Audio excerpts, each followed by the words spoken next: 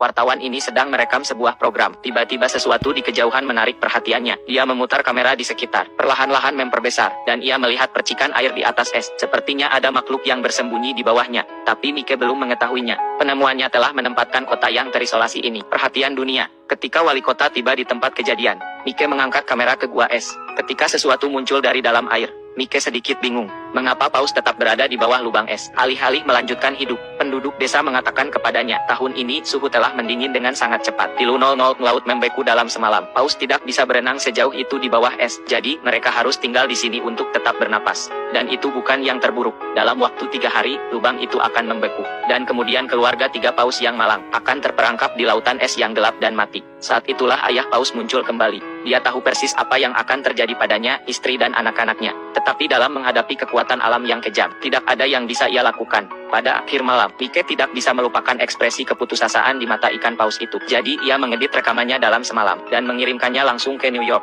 Hari berikutnya, paus itu ada di berita. Kisah ini segera menarik perhatian masyarakat. Tidak lama kemudian, media dikerumuni oleh para jurnalis. Mereka semua ingin menghasilkan uang dari ikan paus. Kamar hotel di kota naik dari genap 0 menjadi 500.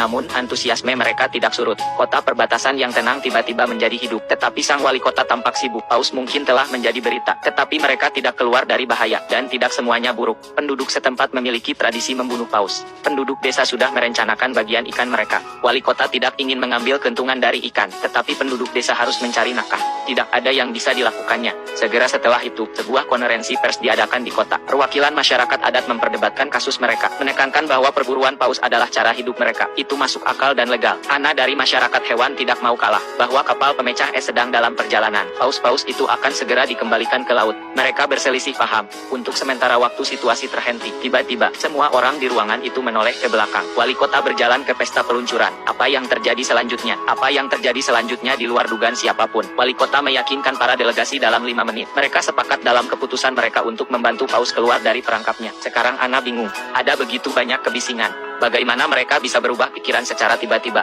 Tetapi ia akan segera mengetahui. Ini tidak sesederhana yang dia pikirkan. Pagi-pagi keesokan harinya, para pria dan wanita siap untuk berangkat ke es di mana paus-paus itu. Atas perintah wali kota, para penduduk desa telah mengangkut taksi mereka. Perjalanan 7 km untuk genap 0 per kepala. Lakukan apa yang Anda suka. Tapi, meskipun kota ini sedang ramai-ramainya, wali kota membawa anak buahnya ke atas es lebih awal. Mereka menggandakan ukuran lubang, agar paus dapat bernapas lebih baik. Menyaksikan paus dengan gembira muncul dari air, dan wajah ini memiliki senyuman kekanak-kanakan di atasnya. Bahkan ia tidak punya pilihan selain membiarkan penduduk setempat merampoknya. Untuk menjaga agar paus tetap hidup, dia harus menemukan cara untuk menghasilkan lebih banyak uang bagi semua orang. Dengan sekelompok besar orang yang datang, keluarga paus tampak keluar dari bahaya. Ana percaya bahwa begitu pemecah es tiba, paus akan dapat melarikan diri. Tetapi masalah baru telah membunuh harapan paus untuk bertahan hidup.